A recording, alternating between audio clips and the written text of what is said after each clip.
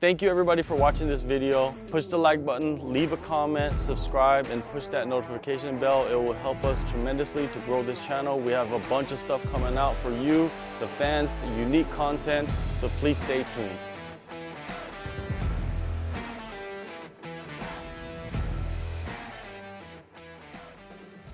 JHK here for the AllStar, and joining me right now is Bellator featherweight contender Jeremy Kennedy. Jeremy, how you feeling, man? How is Las Vegas?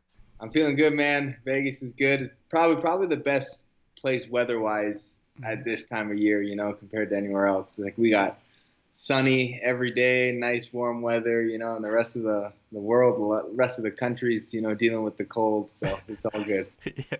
How, the weather, is it perfect for training, most of the year for you? Yeah, I mean, the summer's grueling, probably from June to about early September. I'm Celsius guy, so it's about 45 degrees. I think that's like 115 Fahrenheit. So it's nasty, man. But it's still good. You get the sweat, you get warm easy. But the rest of the year, it's perfect. And it's nice weather all year round, so you can't complain.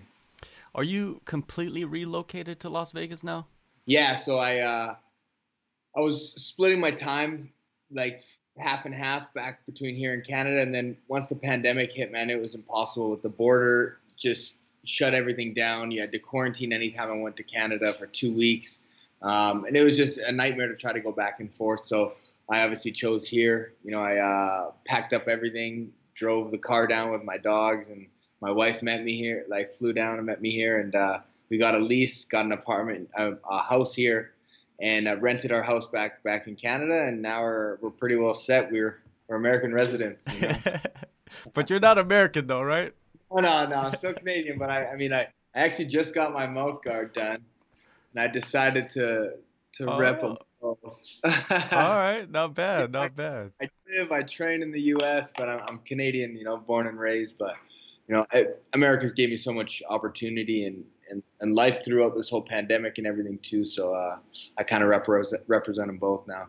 For sure. And I know in Canada they have Thanksgiving, right? But it's in October? In October, yeah, they already had it. And then the American Thanksgiving's obviously, tomorrow. So I can't really celebrate this one, but my wife and I last year, even, we were back in Canada at the time, and I was in quarantine because I just fought, I believe. I think I just fought, yeah. And I fought Matt Bissett November 19th. So then I was in during the 2-week quarantine when I was there, and it was the American. I was like, we're going to start a tradition, and start celebrating that one as well. So this year kind of put an X in that, but it's all good.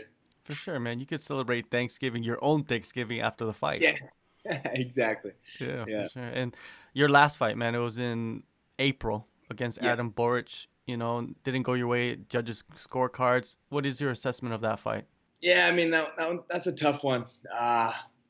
Obviously, I even rewatching the fight, I feel like I lost. It was close. It was closer than, the scorecards read, especially in the third round. It was, just because the leg kick dropped. But, I mean, I controlled the rest of the later half of the round. But, majority of the damage was by him. And they gave me the first round, and the second round was him. But it was more frustrating on how I fought. I just played right into his game. I didn't push the pace. I didn't push my grappling and try to really implement my game. I just kind of hung out on the outside and tried to kickbox with a kickboxer. And, he happened to score more points than me and went, lots of jabs, lots of low kicks, and a very slow technical pace. And that's exactly what he needed to do to win. And I just fought right into it. And I kind of ran out of time. I was just having fun out there, and it was all was good. I never felt in danger. I felt like I was competing well, and then every round the bell horns, and I'm like, damn, what's going on? Right, I ran out of time, and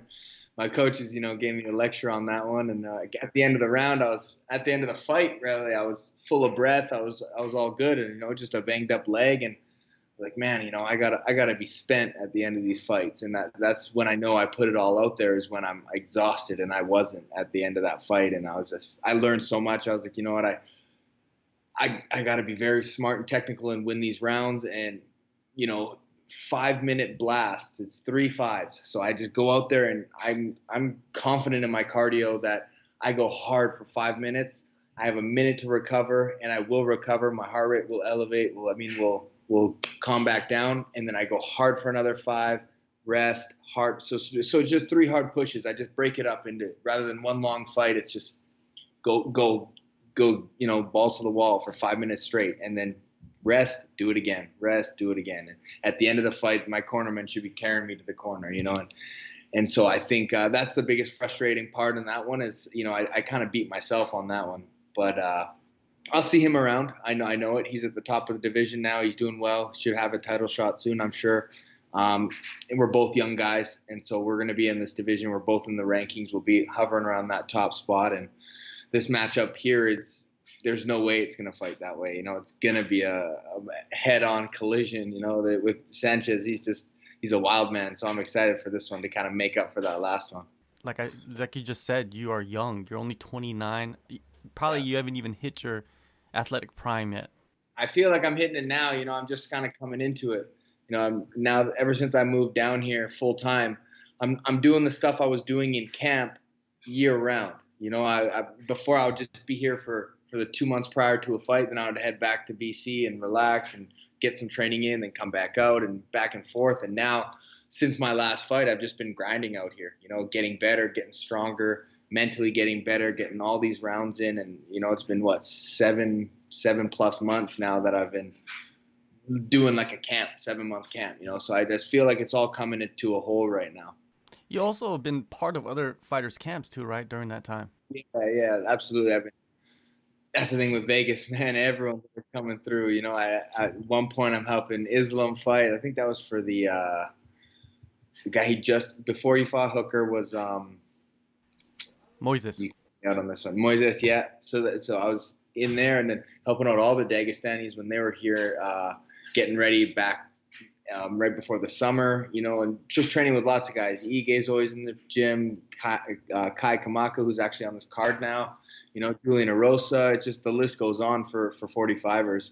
Mads Burnell, I helped him actually train for Sanchez back in July, and so it's just, I'm comfortable with all these guys, and I've trained with PFL guys, Movlid, lots of rounds in with Movlid, the PFL champ, and, UFC top 10ers, and all these different 45ers in these different organizations. So I've been getting my work in regardless.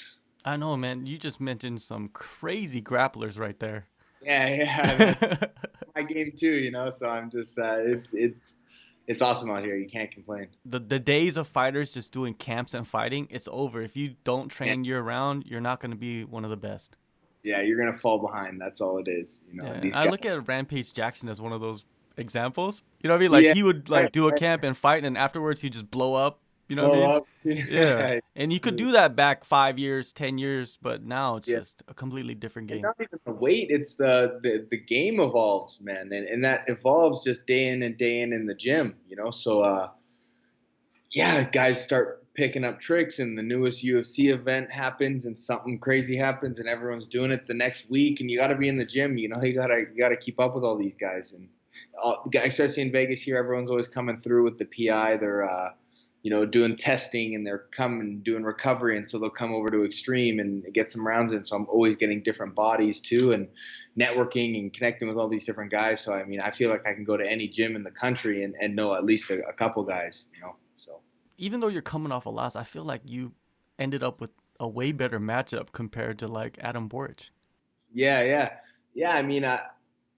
There was like rumblings that I was going to be facing DeJesus, and there was a few different dates and guys and whatever. And then when Ali, my manager, he came to me with this one, and it was like, we're coming off of a loss, but then they're almost rewarding us with a number 4 ranked guy. And, I don't see, I think this is a great stylistic matchup for me, and then I was, hey, this puts me right back in. This is, back to back number, I think Borks was ranked 3rd when I fought him, and now Sanchez is 4th. So back to back, that just kind of shows you what Bellator thinks of me and knows I belong up there, and I just got to go out there and get the job done now. And it's, co-main event, Emmanuel Sanchez, gives me goosebumps already, man. Yeah, right. I'm excited for this one. It's no secret, man, what you bring to the table and what he brings to the table. It's just like who can implement what their style on each other, right? So Yeah. what do you see in this matchup? Do you see like yourself striking with him, or do you feel like it's just about mixing it up to defeat him?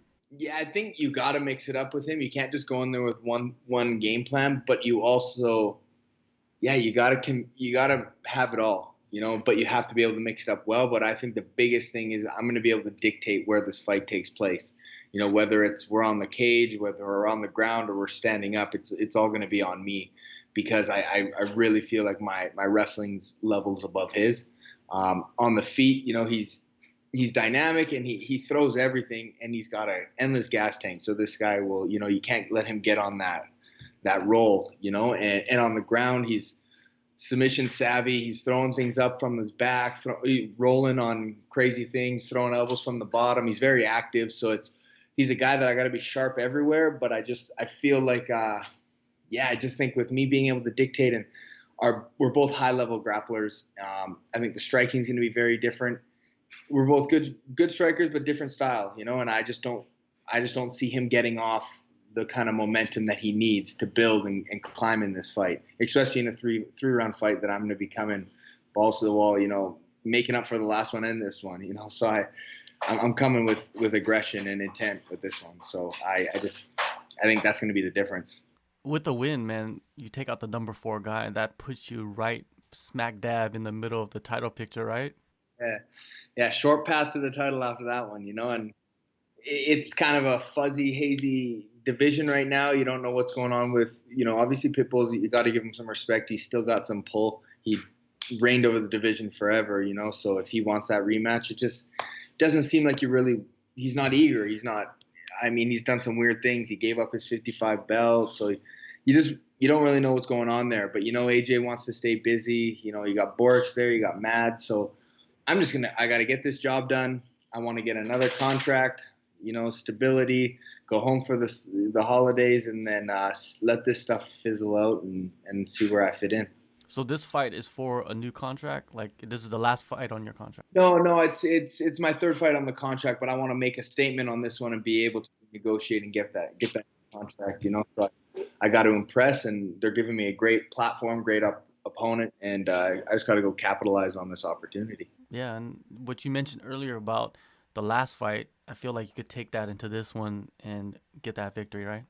Yeah, man. Yeah, and I kind of feel like this one will erase that not necessarily erase it, but I should be right where Borix is. I feel like I still do feel like I'm the better fighter, and I wouldn't be an athlete if I didn't.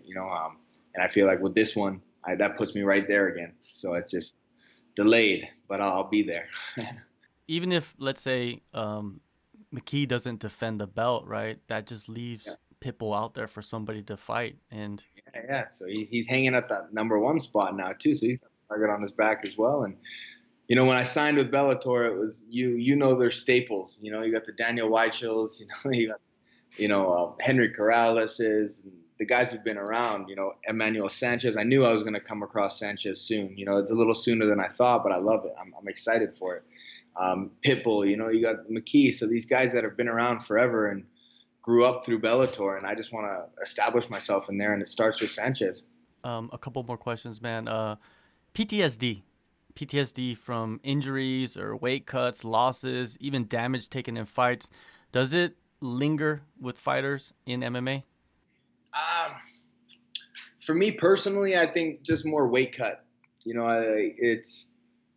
That's one thing you don't want to go wrong, and when it has gone wrong, you do everything to make sure that doesn't happen again. You can have a perfect camp, and then you go have a shitty weight cut, and now your whole performance is based on this last 24 hours rather than the whole 2 months you just did, and that's all in the 2 months leading up. You got to do everything right, and I think PTSD for me. I've had a few bad cuts. Got tired in fights, and it's like I never want to have that. And that's the things you can control, is making weight and coming in shape. And those are probably my two. But I definitely see it in fighters, in all different aspects. Suffering bad losses, bad injuries, all that kind of stuff for sure. Do you feel like the guys that are like the best in the gym, but they just can't perform in the cage, they have some form of that? Yeah. I think a lot of it is just coming down to being able to perform exactly, and confidence and believing in yourself and knowing you can those rounds in the gym should just do nothing but better your confidence, because you know you can compete with these guys that are going out there and doing the same thing you're doing, but winning and succeeding and all that. So I think that's a big thing, is just mentally, you just got to be able to get through that barrier. And when you do, that's when you see these guys blow up later on in their career. It's just like they've been doing it in the gym for years, and then finally they get their coming out party, and then they figured out all the other little things that come around with fighting. That's not just rounds in the gym. It's a whole different thing of atmosphere, performance, pressure, fight, walk, entrance music, everything, all that stuff plays into it, and it's guys can get thrown off, and you just got to be able to dial in and focus in, and it takes rounds and fights and constant experience to build that. For sure. And man, your life seems like it's going really well, but there's always something that could keep you up at night. What is it for you? Emmanuel Sanchez right now. I'm thinking about that guy all the time. When I last thought before I go to sleep, and the first thing in the morning, I'm like, all right, this dude's probably working, so I got to go work, and it's just, my life's going to change after this win, and I just have to, the work is there to be done, and the opportunity is there to be seized, and I just have to do it. All right, December 3rd, Bellator 272, Mohegan Sun Arena. Thank you so much, Jeremy, man. We're going to get many more of these, man. Huh? Co-main event. Yes, for sure. Co-main event, man. It could be title implications on this, man. You don't know yet. Yes, sir. We don't know what's going to happen with with the rest of the division. So I just got to do my part and put myself in the best possible position.